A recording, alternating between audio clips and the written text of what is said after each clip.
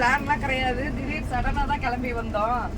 ஏன்னா போனோம், காசி போகணும், அங்க போகணும், அந்த மாதிரிலாம் நாங்க யோசிச்சதே கிடையாது. திடீர்னு சடன் பிரேக், டக்குன்னு சார் சொன்னாங்க அப்படின்னு சொன்னாங்க, கிளம்பி வந்தாச்சு. சார் இருக்காங்க, அதனால அவங்களும் எல்லா இதுவும் பண்ணிருக்காங்க அப்படின்னு எந்த ஐடியாவும் இல்லாம டக்குன்னு கிளம்பி வந்தாச்சு. ரொம்ப சந்தோஷமா இருக்கு. எனக்கு வந்து மேரேஜ் ஆகிறப்ப எனக்கு மாமியார் மாமனார் கிடையாது. நாங்க தான் வந்து இந்த ஃபேமிலியை வந்து சார் தான் எல்லாரும் ரெடி பண்ணிட்டு இருக்காங்க. அதனால இவ்வளவு பேரு ஆசீர்வாதத்தோட எங்களுக்கு எல்லாம் நடந்தது வந்து ரொம்ப சந்தோஷமா இருக்கு.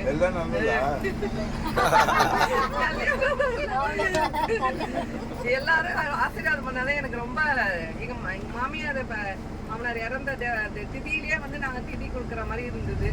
அதுவும் எங்களுக்கு எல்லாமே காலபைரவர் கோயிலுக்குமே வந்து அஷ்டமியில போனோம். அதுவும் ரொம்ப இதா இருந்தது. எல்லாரும் ஒரே ஃபேமிலியா ராமர் பிறந்த ஜெயந்திக்கு போனோம். எல்லாரையும் பார்க்கறதுக்கு ரொம்ப சந்தோஷமா இருக்கு. எங்க சொந்தக்காரங்க எல்லாரையுமே பாக்குற மாதிரி ஒரு ஃபீலிங்கா தான் இருக்கே தவிர, எல்லாருமே வேற வேற ஏஜ் குரூப் வேற வேற இருந்தாலும் ஒரே மைண்ட் செட்ல தான் இருக்கிற மாதிரி தோணுது இப்ப எனக்கு. எல்லாரும் ஏஜே மறந்துட்டு, அவங்கவுங்க லைஃப்ல ஸ்டைலையும் மறந்துட்டு, அவங்கவுங்க பிசினஸ் என்ன பொசிஷன்ல இருக்கோம் அதெல்லாம் எல்லாமே மறந்துட்டாங்க.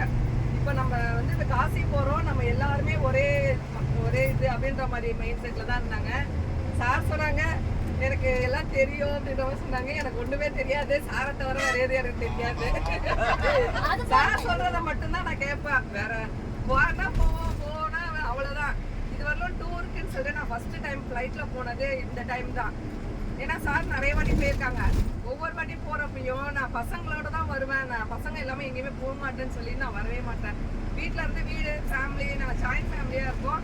இன்னொன்று கன்ஸ்ட்ரக்ஷன் வச்சிருக்கோம். அதனால நம்ம வீட்டுல இருந்து நம்ம எல்லாத்தையும் பார்த்துக்கணும். நாங்க ஒன்றும் பார்க்க போறது இல்லை, இருந்தாலும் நம்ம இருக்கணும். சார் வெளியில போனா கூட நாங்க இருக்கணும்னு நினைச்சிட்டு தான் நான் அங்கேயே இருக்கோம். அதே மாதிரி எனக்கு நான் வந்து சாரை திட்டுவேன், சார் வந்து என்னை திட்ட மாட்டேன். எவ்வளவு கோபமா இருந்தாலும் டக்குன்னு வந்தோன்னா சரி பண்ணிடுவாங்க. ஒரு நாள் சாப்பிட்டுட்டு இருந்தாங்க, அவங்க வந்து வெளியே போய் கோபமா இருந்தேன். அவங்க வந்து உரப்படை செஞ்சிருந்தேன்.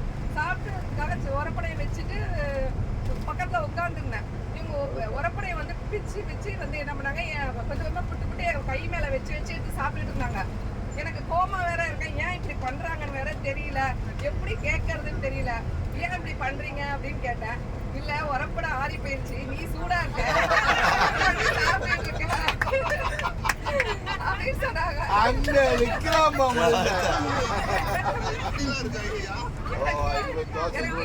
சொல்றதே தெரியல. ஒரு கூட வந்து கோவமாவே வச்சுக்க மாட்டாங்க. நான் கோவமா இருக்க ட்ரை பண்ணா கூட எங்க பசங்க சொல்லலாம், நீங்க அப்பா சொல்றாங்க நிறைய வேலை இருந்துட்டே இருக்கும், ஏஜ் ஆகுது, நீங்க வேலையை கம்மி பண்ணிக்கங்க, அப்பாட்ட சொல்லுங்க. அவங்களும் சொல்லுவாங்க, அப்பா வேலை அதுக்கு அவ்வளவு கொடுக்காதீங்க அப்படின்னு சொல்லிட்டு.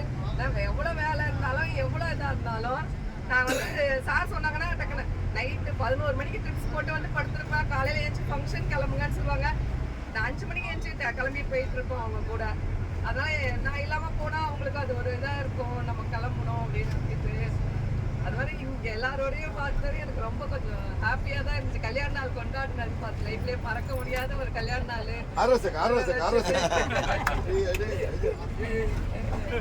எல்லாரும் திருவாரூருக்கு வாங்க, வந்தாங்கன்னா வீட்டுக்கு வாங்க. தேரப்ப எல்லாருமே வாங்க, நாங்க உங்களை தேருக்கு பக்கத்துல திருவாரூர் எல்லா கோயிலுக்குமே நாங்க அழைச்சிட்டு போறோம். கல்யாணத்துக்கு எல்லாரையும் திருவாரூர் தேரை பாத்துட்டோமே. பாப்பாக்கு மேரேஜ் பண்றப்ப எல்லாருமே கண்டிப்பா வந்து ஆசீர்வாதம் பண்ணணும். இப்ப எங்களை ஆசீர்வாதம் பண்ண மாதிரியே எங்க பசங்களையும் நீங்க எல்லாரும் ஆசீர்வாதம் பண்ணணும்னு நினைக்கிறேன். கண்டிப்பா ரொம்ப நன்றி. கண்டிப்பா நடக்கும்.